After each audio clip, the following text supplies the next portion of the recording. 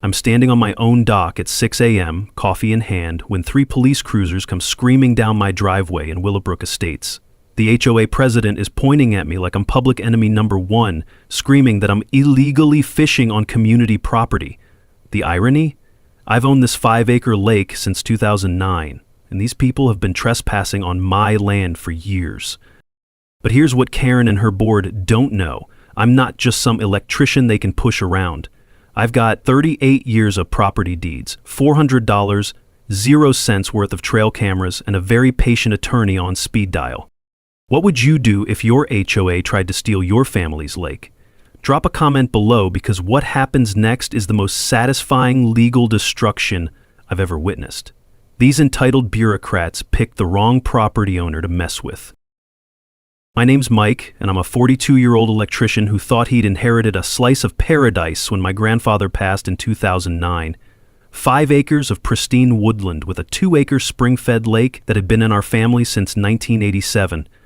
Every morning I'd walk down to the water's edge, breathing in that crisp scent of pine needles mixed with the earthy smell of lake water, listening to the haunting call of loons echoing across the surface. The morning mist would rise like ghosts dancing on the water, and I'd cast my first line feeling like the luckiest man alive.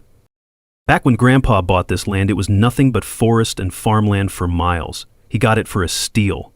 Developers hadn't discovered our little corner of the county yet. The lake was stocked with largemouth bass and bluegill, fed by natural springs that kept the water clean and cold year-round. I have the original deed, the survey markers, and 38 years of property tax receipts. Never once was ownership disputed. But paradise has a way of attracting snakes. Between 2012 and 2015, luxury subdivision Willowbrook Estates sprouted up like mushrooms after rain. Suddenly, my quiet forest retreat was surrounded by $400,000 0 cents to $600,000 0 cents homes, filled with upper-middle-class families and retirees who'd moved here expecting resort-style amenities. Many of these folks took one look at my lake and assumed it came with their property package. The first hints of trouble started in 2018. Polite requests at first. Could their kids fish from my dock? Would I mind if they brought their kayaks over on weekends? I'm not unreasonable. I said sure, occasionally, but asked them to check with me first. Common courtesy, right? Then the complaints started. Anonymous calls to the county about mosquito problems from standing water. Passive-aggressive comments at the gas station about how some people don't maintain their property properly. I started noticing beer cans and fishing line left around my shoreline. Enter Karen Whitfield, stage left, like a villain in a bad soap opera. Karen moved here from California in 2019, in the mid-50s, perfectly styled blonde bob that probably cost more than my monthly grocery bill, and drove a white Mercedes SUV that she parked like she owned every space in town. She was a retired marketing executive with the kind of smile that never reached her eyes, and an impressive talent for making suggestions sound like orders. Within 6 months of moving in, Karen was elected HOA president. I should have seen the writing on the wall when she started her campaign promising to enhance property values through community standards enforcement. Translation, she was going to make everyone's life miserable until they bent to her will. The first major incident happened on a Saturday morning in early 2023. I was heading down to the lake with my coffee, looking forward to some peaceful fishing, when I heard the mechanical whine of a cordless drill. Someone was installing signs around my property. No trespassing signs. On my land, without permission. I marched over to find Karen herself, dressed in what I can only describe as suburban safari wear, directing 2 guys with a post hole digger. The smell of her overpowering floral perfume hit me before I was even within talking distance. "Excuse me," I said, keeping my voice level. "What are you doing?" She turned around with that practiced smile, her heels clicking on the asphalt driveway. "Oh, Mike, just helping to clarify property boundaries for everyone's benefit. You understand?" "I understand you're putting signs on my property without permission?" Her smile faltered. "Well, there's been some confusion about public access to community amenities." "There's no confusion. This is private property. These signs come down now." That's when I saw the real Karen for the first time. The mask slipped, and underneath was pure entitlement, wrapped in righteous indignation. "I don't think you understand your position here," she said, her voice dropping to that dangerous whisper rich people use when they're about to threaten you. "This neighborhood has standards. Some people just don't fit. And that, friends, was the declaration of war. 2 weeks later, I learned Karen didn't appreciate having her authority questioned. I was enjoying my usual early morning fishing ritual, coffee still steaming in the cool air, that first cast of the day arcing perfectly over the water, when I heard car doors slamming, multiple car doors. Karen appeared through the tree line like she was leading a military operation, flanked by 3 other HOA board members I barely recognized. "Mr. Henderson," she announced, using my last name like we were in court, "we need to discuss your ongoing violations of community standards." I looked around at my own property, my own lake, holding my own fishing rod. "I'm sorry, what now?" Karen's lackey, a nervous-looking guy named Brad who always wore polo shirts like it was a uniform, stepped forward with an official-looking envelope. "This is a cease and desist order from our attorney regarding your disruption of community peace and unauthorized use of shared recreational facilities." The taste of my morning coffee turned bitter in my mouth. I could hear my fishing reel spinning loose in the silence as I processed what they'd just said. "Shared recreational facilities?" I repeated.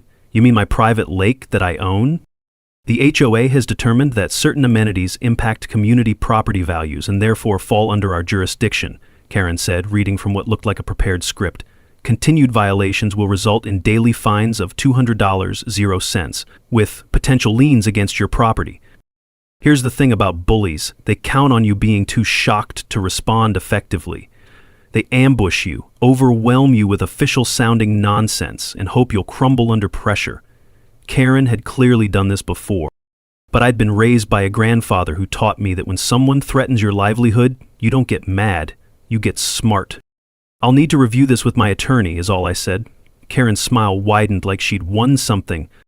That weekend, I spent 12 hours at the county recorder's office digging through public records. Best $20.00 I ever spent on parking meters. What I found was fascinating. The Willowbrook Estates HOA was incorporated in March 2014, 2 full years after I inherited my property in 2009. Here's a knowledge nugget for anyone dealing with HOA overreach. An HOA formed after you already own your property has 0 legal authority over you. They can't retroactively claim jurisdiction over existing landowners. It's like starting a book club and then demanding that everyone who already owns books has to follow your reading rules. Armed with this information, I did something Karen probably didn't expect. I hired a real attorney. Cost me $500.00 for the consultation, but money well spent. Within 48 hours, my lawyer sent a cease and desist letter to the HOA demanding they stop their harassment campaign immediately. Then I went on the offensive. I posted copies of my property survey and deed on the neighborhood Facebook group, along with a polite explanation of actual property boundaries. The response was immediate and eye-opening. Several neighbors commented with support, and a few even shared their own stories of Karen's overreach. Karen's countermove was predictably petty. She deleted my posts, blocked me from the group, and posted her own message claiming I was harassing board members and creating a hostile environment for families. But here's where Karen made her first major tactical error. She escalated to government authorities. 3 days later, a city code enforcement officer showed up at my door with a clipboard and a confused expression. Apparently, someone had filed a complaint claiming my property was in violation of 17 different municipal codes. "Honestly," the inspector said, looking around my well-maintained property, "I'm not sure why I'm here. Everything looks fine. Someone claimed you were running an illegal campground?" "Did they mention who filed the complaint?" He checked his paperwork. "Says here, concerned neighbor. But between you and me, most of our anonymous complaints come from the same phone number." He glanced toward the subdivision and shook his head. "Some people have too much time on their hands." The inspection took 20 minutes. 0 violations found. The inspector even complimented my dock construction. But Karen wasn't done. That evening, I got a call from Jim Martinez, my neighbor who lived closest to the subdivision. Jim was a retired high school teacher, salt-of-the-earth type who'd been watching this drama unfold with growing concern. "Mike," he said, "I think you should know what Karen's saying at the board meetings." "What now?" "She's telling people you threatened her physically, says she's afraid to walk her dog past your property." I felt my blood pressure spike. "Jim, I've never even raised my voice at that woman." I know that, and you know that, but she's got some folks scared. Thing is, there are others getting fed up with her power trips. You're not her only target. As I hung up the phone, I realized this was bigger than just my lake. Karen was building a pattern of intimidation, and I was just her latest project. Time to start documenting everything. Karen apparently decided that if one government agency wouldn't help her, she'd try them all. The next month felt like bureaucratic whack-a-mole. First, another code enforcement visit, this time with a list of 23 supposed violations Karen had helpfully provided. Everything from improper dock construction to unauthorized vegetation removal. The inspector spent 3 hours going through the list with the enthusiasm of someone auditing tax returns. "Ma'am," he finally told me, "whoever filed this complaint either has very poor eyesight or a very active imagination. Your property is cleaner than most city parks." Then came the state wildlife department. Apparently someone reported me for commercial fishing operations on my private lake. The officer who showed up was a friendly guy named Theyve who took one look at my single fishing rod and tackle box and started laughing. "Let me guess," Theyve said. "HOA dispute? How'd you know?" "You'd be amazed how often we get called about illegal fishing that turns out to be someone fishing their own pond. Usually involves a neighbor who thinks they know more about wildlife law than wildlife officers do." But Karen's masterpiece was the social media campaign. She created a Facebook group called Willowbrook Community Safety and started posting daily updates about various threats to neighborhood tranquility. My morning fishing somehow became early morning disturbances affecting property values. The isolation tactics were more subtle but equally annoying. Suddenly, I wasn't invited to the annual block party I'd attended for years. Neighbors who used to wave started looking the other way. Even the mailman mentioned that some folks had been asking questions about my activities. Time for deeper research. I spent another weekend in the public records office, this time diving into the HOA's formation documents. What I found made my electrician's attention to detail very, very happy. The original 2014 HOA incorporation clearly excluded my property from their boundaries. But there was an amendment filed in 2019 that somehow magically expanded their jurisdiction to include my land. Now here's another knowledge nugget. Property cannot be added to an HOA without the owner's written consent. They can't just vote you in like you're joining a club. It's like your neighbor deciding your garage is now part of their homeowners association. Completely illegal, but people try it anyway because most folks don't know the law. I took this information straight to my attorney, who immediately perked up like a hunting dog catching a scent. "Mike," he said, "this is fraudulent. They've been operating under false jurisdiction for 4 years. We can not only get them to back off, we can go after them for harassment under color of law." The attorney sent another letter, this one with significantly sharper teeth, threatening a lawsuit for fraudulent boundary claims and demanding immediate cessation of all enforcement actions against my property. The HOA board caved faster than a house of cards in a hurricane. At their next meeting, they voted to temporarily suspend any enforcement actions while they reviewed jurisdictional questions. Karen was reportedly furious, but I thought I'd won. Big mistake. Never underestimate a narcissist who's been publicly embarrassed. Karen shifted tactics from pseudo-legal harassment to personal attacks. She started questioning my family background at neighborhood gatherings, making snide comments about people who don't understand community values, and wondering aloud whether certain residents were really the right fit for Willowbrook. The smell of diesel exhaust and the crunch of gravel under tires announced her next escalation. I was replacing a light fixture on my front porch when Karen's Mercedes pulled into my driveway, followed by a police cruiser. My stomach dropped. What had she done now? The officer approached cautiously while Karen stayed by her car, arms crossed, wearing an expression of righteous vindication. "Sir, we received a report of threats made against a neighborhood resident. Mind if we ask you a few questions?" "Threats? Officer, I haven't threatened anyone." "Ma'am says you approached her aggressively yesterday evening and made statements about making her pay for interfering with your property." I stared at Karen, who was nodding earnestly at the officer. "Officer, I was in my workshop all evening yesterday. I haven't spoken to this woman in weeks. Do you have any way to verify that?" Thank God for security cameras. I'd installed them the month before, mainly to keep an eye on the lake when I wasn't home. The footage clearly showed me working in my shop from 6 p.m. to 9 p.m. the previous evening, exactly when Karen claimed I'd confronted her. The officer reviewed the footage on my phone, then walked back to Karen. I couldn't hear the conversation, but I could see her face getting redder by the minute. When he returned, he looked apologetic. "Sir, I'm going to file a report about filing false police reports. That's a misdemeanor in this county. You might want to consider a harassment complaint of your own." As Karen drove away, tires squealing slightly on the asphalt, the officer shook his head. "Between you and me," he said, "we know that address. Gets kind of exhausting, you know. Any advice? Document everything. People like this usually hang themselves eventually. You just need enough rope." The false police report backfired on Karen in ways she probably didn't expect. When the officer mentioned my security cameras, something clicked in my brain. If I had cameras watching my property, what else might they have captured? That evening, I walked the perimeter of my land with fresh eyes. Near the back corner, where my property line bordered the subdivision, I found something that made my blood boil. A well-worn footpath leading from the housing development straight to my lake. Not just any path. This thing was established. Trampled earth, broken branches, even some makeshift stepping stones across the boggy section. Following the trail to its end, I discovered what can only be described as an unauthorized beach club.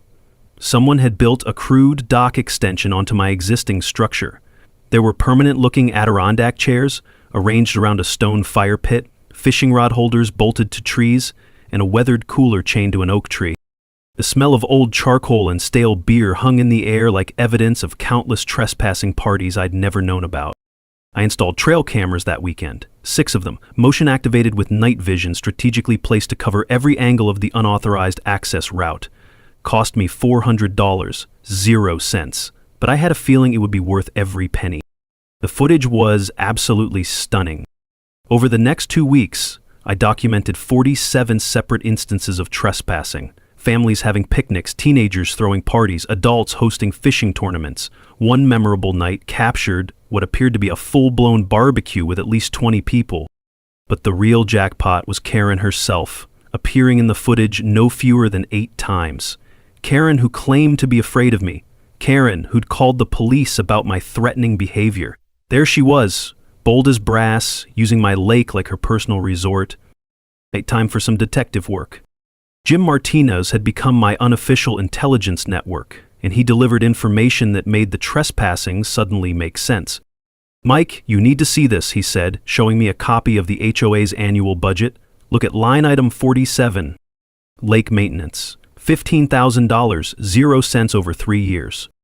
They've been charging residents for maintaining your lake," Jim explained. Karen told everyone the HOA was responsible for keeping the community water feature in good condition. Here's a knowledge nugget that'll blow your mind. Always audit HOA budgets if you suspect fraud. They often include expenses for property they don't actually own or maintain. It's like your neighbor charging you for washing their car and calling it community vehicle maintenance. But it got worse. Jim had also obtained a copy of the HOA's insurance policy through a friend on the board. Listed right there under covered properties was my lake, described as community recreational water feature. Let that sink in for a moment. The HOA was collecting insurance premiums from residents to cover property they didn't own, while I was paying separate insurance and bearing all the liability risk for people using my land without permission. I called my attorney immediately. "Mike," he said after reviewing the evidence, "this isn't just harassment anymore. This is fraud. Multiple counts. Tax fraud, insurance fraud, probably theft of services. We're talking potential criminal charges." The power dynamic had just shifted dramatically in my favor. Karen, meanwhile, was busy digging her hole deeper. At the next HOA meeting, which Jim faithfully reported to me, she announced that the board was considering emergency measures to deal with ongoing security threats from certain property owners. "She's talking about installing security cameras pointed at your property," Jim told me. "Claims it's for community protection." "Let her," I said. "I'd love to have more footage of people trespassing on my land." But Karen's most telling comment came when someone asked about the lake maintenance budget. "Some people," she said, her voice dripping with disdain, don't understand that living in a quality community comes with certain responsibilities. If they can't contribute to shared amenities, perhaps they should consider living somewhere more suitable to their circumstances. The barely concealed classism was getting harder for even her supporters to ignore. That's when I realized Karen's fatal flaw. She genuinely believed she was entitled to my property simply because she wanted it. In her mind, the lake should belong to the neighborhood because it would make her life more pleasant. My legal ownership was just an inconvenient technicality to be worked around. I spent the next week organizing my evidence like a prosecutor preparing for trial. Security footage, financial records, insurance documents, witness statements from Jim and others. The timeline was becoming crystal clear. The HOA had been systematically defrauding both me and their own residents for years. But I wanted more than just legal victory. I wanted accountability. And I was about to discover that Karen had given me everything I needed to destroy her completely. The bombshell arrived in my mailbox on a Tuesday morning, disguised as routine government correspondence. I was sorting through the usual bills and junk mail when I spotted an envelope from the county assessor's office regarding a property tax assessment appeal review. Weird. I hadn't filed any appeals. My property taxes were reasonable and I'd never had issues with the assessment. Opening the letter, I felt like I'd been punched in the gut. The Willowbrook Estates HOA was listed as a co-applicant requesting a reduction in my property's assessed value due to shared recreational facilities reducing individual property tax burden. They were claiming partial ownership of my lake for tax purposes. I drove straight to the assessor's office, letter clutched in my hand like evidence of a crime, which, it turned out, it basically was. "Ma'am," I asked the clerk, "can you explain how someone else can file tax appeals on property they don't own?" She pulled up my file on her computer, frowning at the screen. "This is unusual. According to this application, the HOA claims to maintain and insure the water feature, therefore qualifying for partial tax relief under shared amenity provisions. They don't own, maintain, or insure anything on my property. Do you have documentation proving sole ownership?" I slapped my deed on her counter. "Owned by my family since 1987, never been shared ownership." Her frown deepened. "Sir, if this application contains false information, that's tax fraud. We'll need to investigate this immediately." Tax fraud. The words hit me like lightning. I drove home in a daze, but my brain was racing. If Karen was bold enough to commit tax fraud, what else might she be lying about? I spent the rest of the day cross-referencing every document I could find. The insurance revelation was even more infuriating. I called my homeowners insurance company and asked a simple question. If someone else's insurance policy lists my property as covered, what does that mean legally? "Well," the agent said, "either there's been a mistake or someone's committing insurance fraud. You can't insure property you don't own. That's like me taking out life insurance on a stranger. And if someone's been collecting premiums from people to cover property they don't own, that would be theft, plain and simple." The scope of Karen's fraud was staggering. She wasn't just harassing me, she was systematically stealing from her own neighbors while committing multiple felonies. The real kicker came when Jim called that evening with intelligence from his wife, who worked at the bank. "Mike, you're not going to believe this. Karen's husband filed for business bankruptcy last month. They're in serious financial trouble." Suddenly, Karen's behavior made perfect sense. She wasn't just a power-hungry narcissist, she was a desperate woman trying to maintain her lifestyle and social status while her world crumbled around her. The HOA presidency wasn't just about control, it was about survival. She needed the position for her resume, for her reputation, for her sense of self-worth, which meant she'd fight to the death to keep it. "Jim," I said, "what would happen if Karen lost the HOA election?" "She'd be humiliated. Probably have to move. Everyone would know about the bankruptcy, the fraud, everything." I hung up the phone with a new understanding of my opponent. This wasn't just about my lake anymore. Karen had bet everything on her ability to intimidate me into submission. She'd committed multiple crimes, alienated half the neighborhood, and destroyed her credibility with local authorities. She was cornered, desperate, and dangerous. But I now held enough evidence to destroy her completely. Tax fraud, insurance fraud, theft, trespassing, filing false police reports. Any one of these could result in criminal charges. Together, they painted a picture of someone who'd lost all perspective on reality. The next morning, I made 3 phone calls. First, to my attorney, who nearly dropped the phone when I explained the tax situation. Second, to the district attorney's office to file criminal complaints. Third, to that local newspaper reporter who'd been sniffing around the story. This is bigger than a property dispute, I told the reporter. This is organized fraud targeting an entire community. Karen had wanted to play hardball. Time to show her what a real power play looked like. Time to build a case that would make a prosecutor weep with joy. First stop, upgrading my legal team. My original attorney was great for property disputes, but I needed someone who specialized in HOA fraud and had courtroom experience with white-collar crime. After 3 consultations, I found Sarah Chen, a litigation specialist who'd made her reputation taking down corrupt community associations. "Mike," she said after reviewing my evidence, "this is a prosecutor's dream. We're talking about a pattern of fraud spanning multiple years, multiple victims, and multiple agencies. I'll take this on contingency because I'm confident we'll win big." The beauty of a contingency arrangement? I wouldn't pay unless we won, and Sarah was confident enough to bet her time on our success. Next came the professional evidence compilation. Sarah recommended a forensic accountant to analyze the HOA's financial records, all of which were public information that Jim had been helpfully collecting. The accountant's preliminary report was damning. $47,000, 0 cents in questionable expenses over 4 years, including the lake maintenance fraud, unauthorized legal fees, and what appeared to be personal expenses disguised as community management costs. But we needed more than financial records. I hired a professional land surveyor to create an updated court-admissible survey of my property boundaries. Cost me $800, 0 cents. But here's a crucial knowledge nugget. Professional surveys are worth every penny when fighting property disputes. They're legally admissible evidence that carries more weight than any HOA map or neighborly agreement. Never trust amateur boundary marking when your property rights are at stake. Meanwhile, Jim was building our community intelligence network. Turns out, Karen's reign of terror had created more enemies than allies.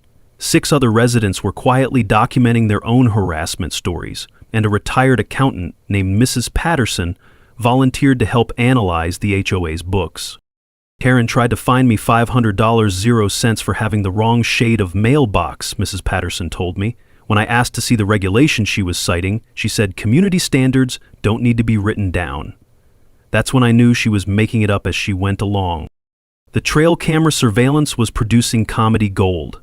In addition to the trespassing footage, I'd captured Karen herself conducting what appeared to be reconnaissance missions around my property, sometimes with a measuring tape. One particularly entertaining clip showed her trying to move one of my survey markers, apparently not realizing that tampering with property boundaries is a felony. I upgraded my camera system with night vision and added 2 more units covering angles I'd missed. The goal wasn't just documentation, it was creating an overwhelming volume of evidence that would make denial impossible. Sarah connected me with an investigative reporter from the county newspaper who specialized in local corruption stories. Lisa Martinez, no relation to Jim, had been tracking HOA abuse cases across the region and was thrilled to find such a well-documented example. "This hits all the buttons," Lisa explained. "Fraud, abuse of power, targeting working-class families, elderly victims. Plus you've got actual evidence instead of just complaints. When can we schedule interviews with your neighbors?"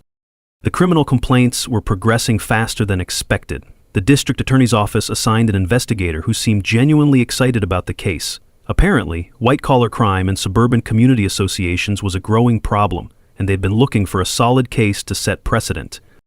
"We've got tax fraud, insurance fraud, filing false police reports, and theft of services," Detective Rodriguez explained. "Plus harassment, possibly extortion, depending on how we interpret the fine threats. Your documentation is exceptional. Most people don't think to save everything like you did." The insurance investigation was moving forward too. Karen's insurance company was not happy to discover they'd been collecting premiums under false pretenses. They'd opened a fraud investigation and were considering criminal referrals of their own. All the pieces were falling into place for a coordinated offensive. The plan was elegant in its simplicity, simultaneous legal, criminal, and media pressure that would make denial or cover-up impossible. I spent evenings organizing evidence files, creating timelines, and coordinating with our growing team of allies. The smell of printer ink and the sound of paper shuffling became my evening soundtrack. But underneath the administrative tedium, I felt something I hadn't experienced in months: genuine confidence. Karen thought she was fighting someone she could intimidate. Instead, she'd picked a fight with someone who understood that documentation, patience, and systematic preparation beat emotional tantrums every time. The community was starting to turn against her, too. Word was spreading about the financial irregularities, and several residents were asking pointed questions at HOA meetings. Karen's support base was cracking.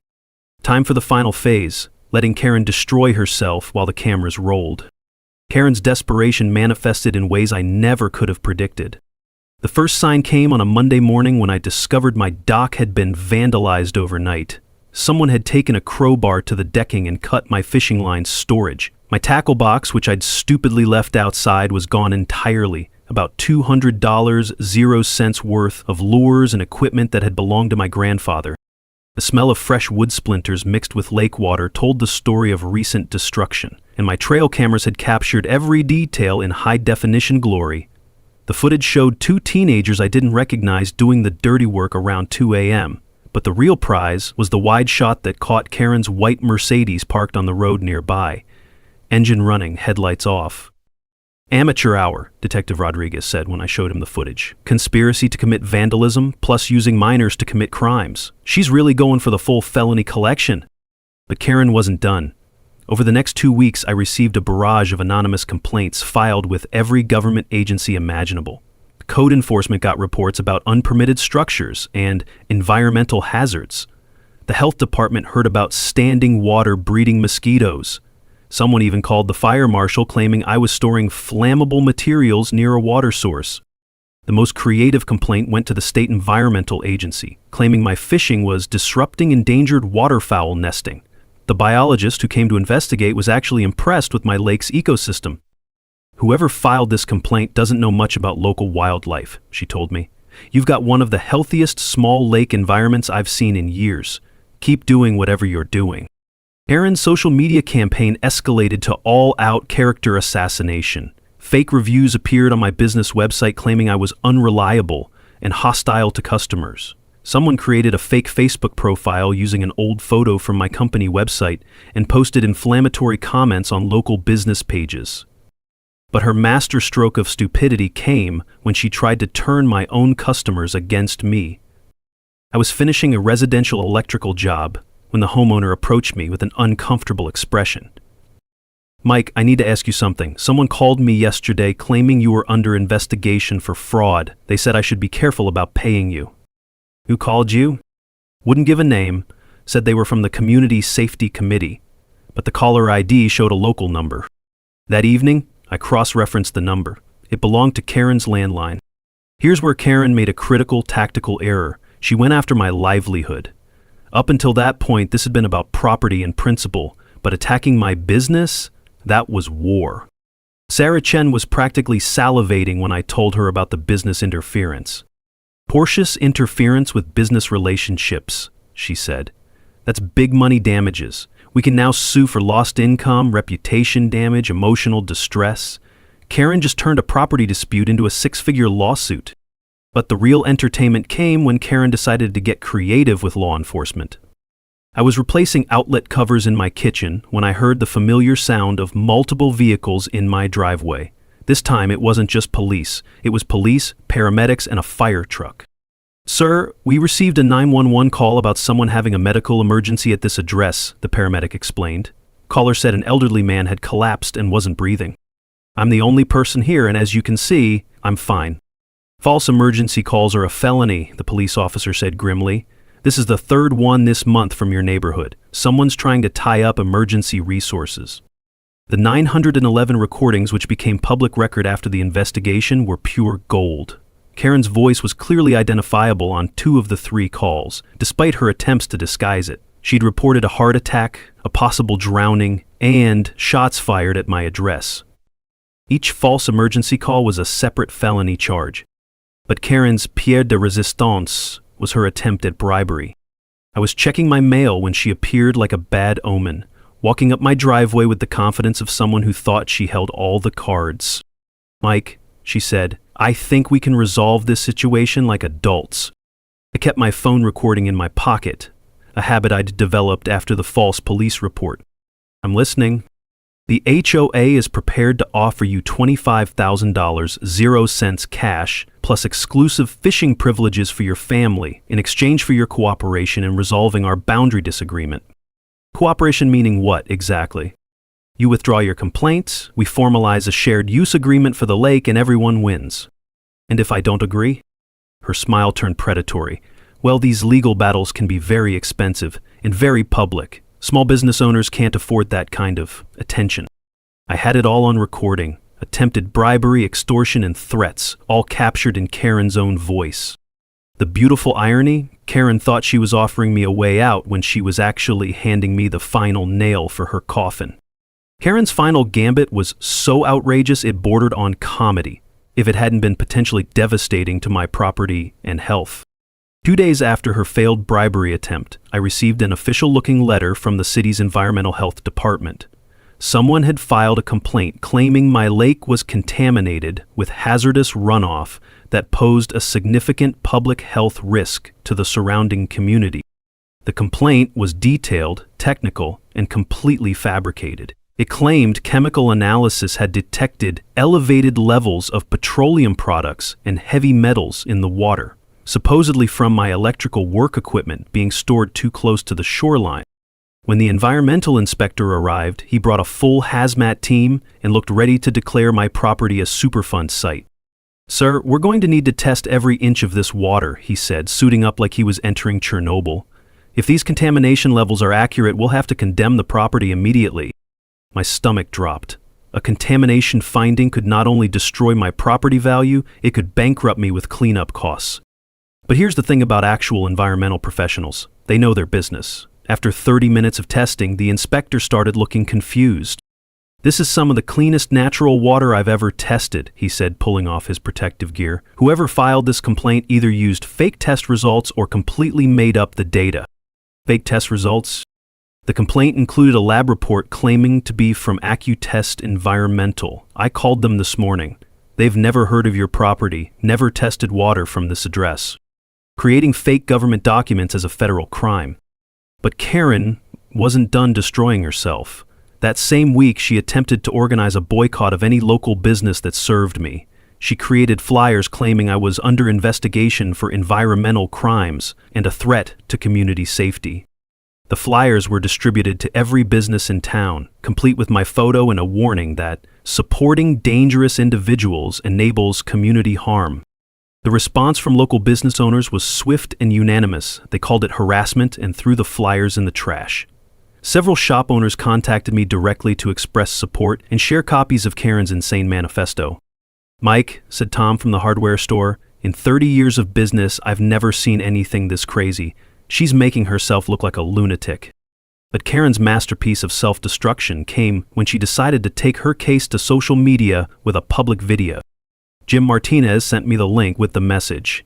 "You have to see this. She's completely lost it."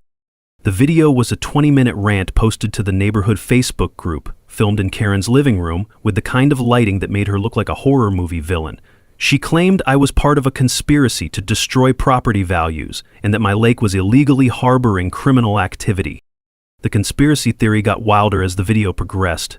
According to Karen, I was working with outside agitators to take over the neighborhood, and my phishing was actually coded signals to criminal associates.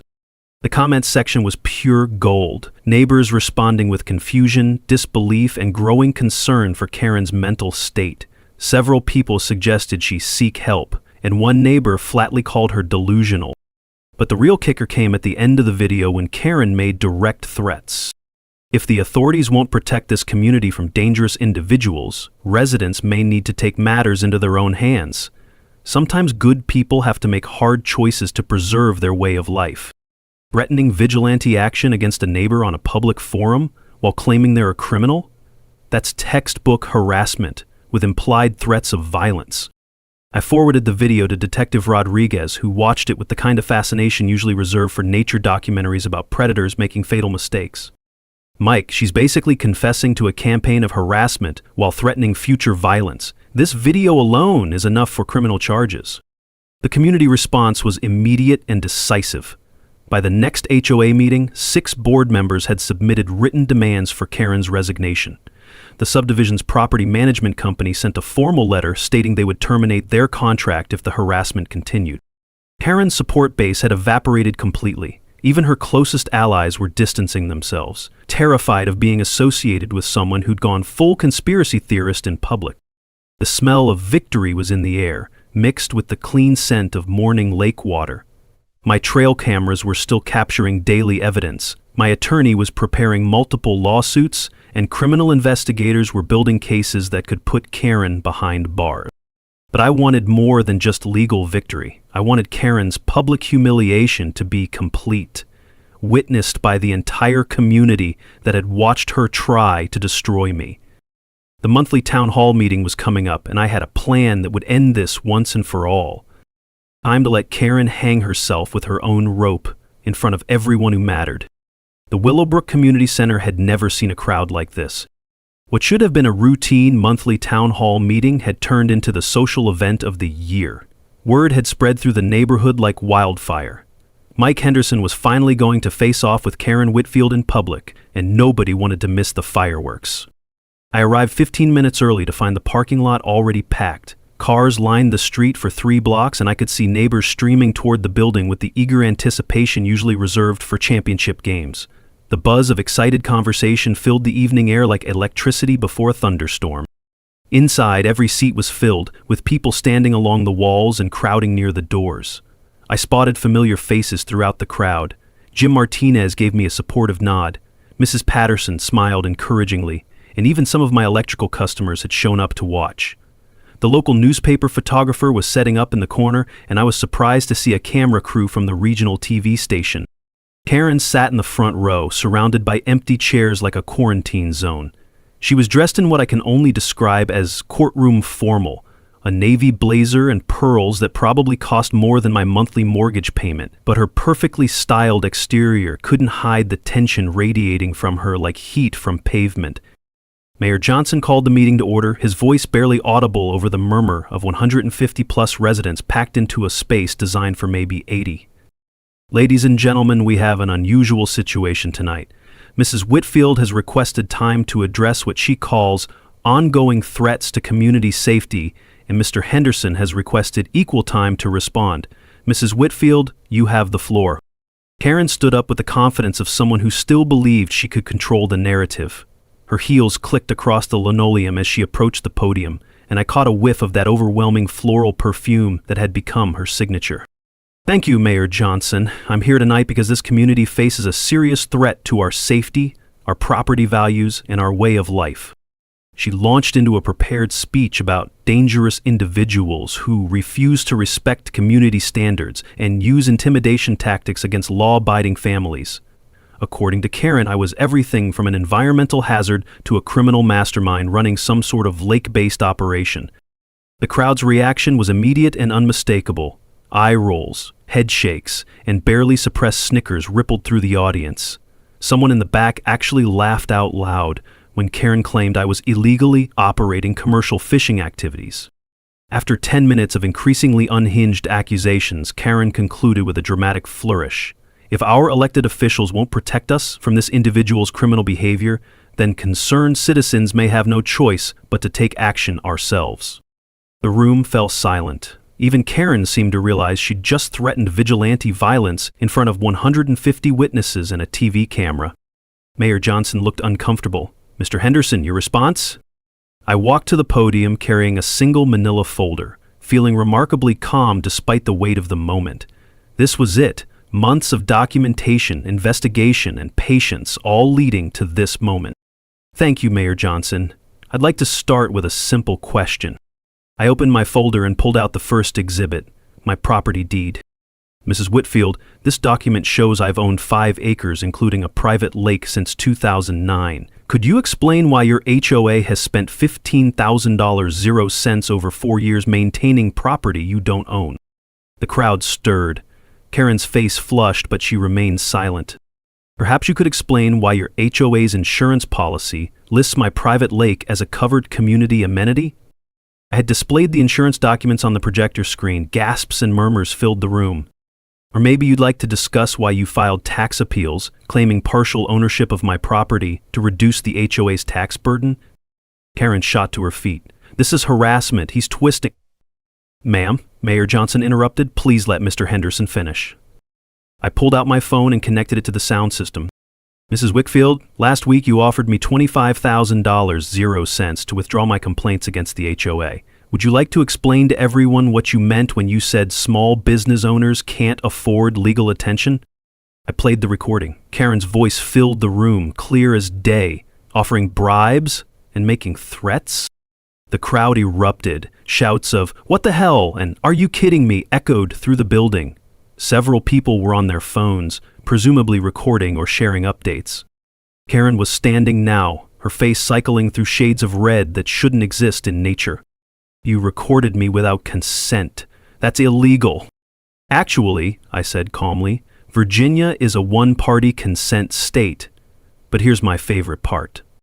I clicked to the next slide. Trail camera footage of Karen and two teenagers vandalizing my dock. "Would you like to explain why you were supervising minors committing felony vandalism at 2 a.m.? That's when Karen completely lost it. "This is a conspiracy," she screamed. "He's working with criminals to destroy our neighborhood. Someone needs to stop him before—" The room fell silent as Sheriff Williams walked through the back door flanked by two deputies. Perfect timing. "Karen Whitfield," Sheriff Williams announced, his voice cutting through the stunned silence. "You're under arrest for filing false police reports, insurance fraud, and conspiracy to commit vandalism."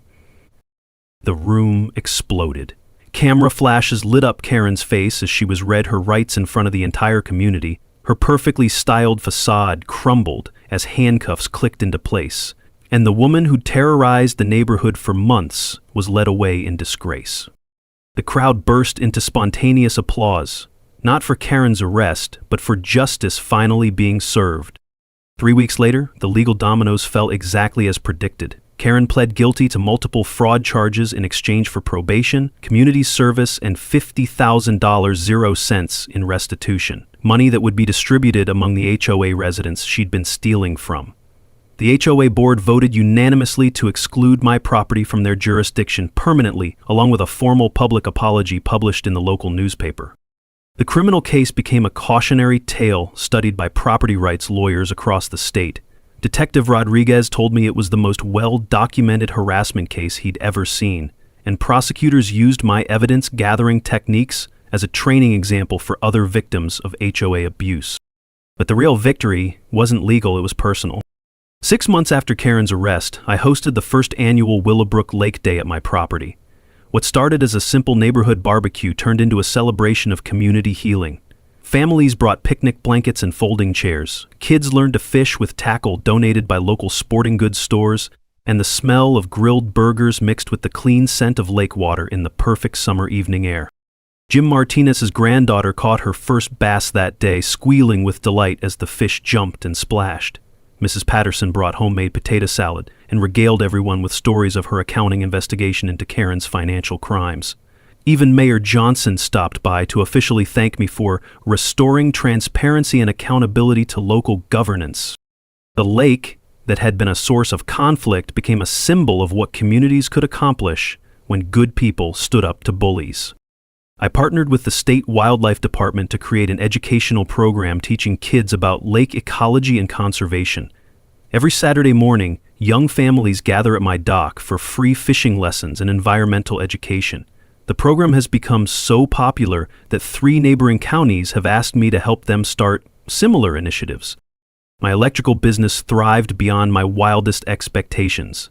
The media coverage brought customers from across the region, and my reputation for methodical problem-solving became legendary. I now employ 2 apprentices and have a waiting list for major projects. But perhaps the most satisfying outcome was watching the HOA transform under new leadership. They adopted transparent budgeting, regular audits, and a strict policy against retaliatory enforcement. Property values actually increased after Karen's departure, and the neighborhood developed a genuine sense of community that had been impossible under her reign of terror. 1 year later, I'm sitting on my dock at sunrise, coffee steaming in the cool morning air, listening to the familiar call of loons across the water. The sound of children's laughter drifts from the shoreline where families are arriving for our weekly conservation program. A gentle breeze carries the scent of pine needles and the promise of another perfect day. Karen moved away shortly after her conviction, and nobody misses her. The neighborhood has become what it always could have been, a place where families support each other instead of tearing each other down. 3 other communities have contacted me for help fighting their own HOA corruption cases. Turns out, Karen wasn't unique. She was just the local version of a nationwide problem. I become an unofficial consultant for property rights victims, teaching them the documentation techniques and legal strategies that worked for me. Next week, I'm testifying before the state legislature about proposed reforms to HOA oversight laws. Funny how standing up to one neighborhood bully turned into a statewide advocacy campaign. But tonight, I've got a different story to tell. You want to hear about the HOA president who tried to steal her neighbor's garden and got destroyed by a 78-year-old grandmother with a law degree? Because that one makes Karen look like an amateur. If you've survived your own HOA nightmare, drop your story in the comments below. I read every single one, and the wildest tales might become future videos. Your experience could help someone else fighting their own neighborhood tyrant. And if you love watching bullies get exactly what they deserve, smash that subscribe button and ring the notification bell. I've got a whole library of David versus Goliath stories where the little guy wins through preparation, patience, and perfect timing. Sometimes, justice tastes as sweet as a perfect morning cup of coffee by a peaceful lake, surrounded by friends who know that standing up to corruption is always worth the fight.